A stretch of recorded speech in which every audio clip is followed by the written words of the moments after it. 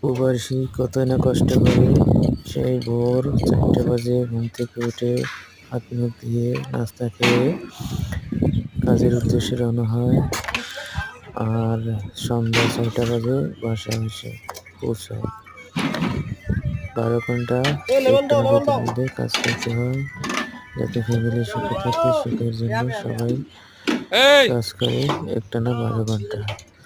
আমার ভিডিওটি ভালো লাগলে সবাই ভিডিওটি ভালো লাগলে সাবস্ক্রাইব দিবেন এবং বেল আইকনটি ক্লিক করে দিবেন প্লিজ।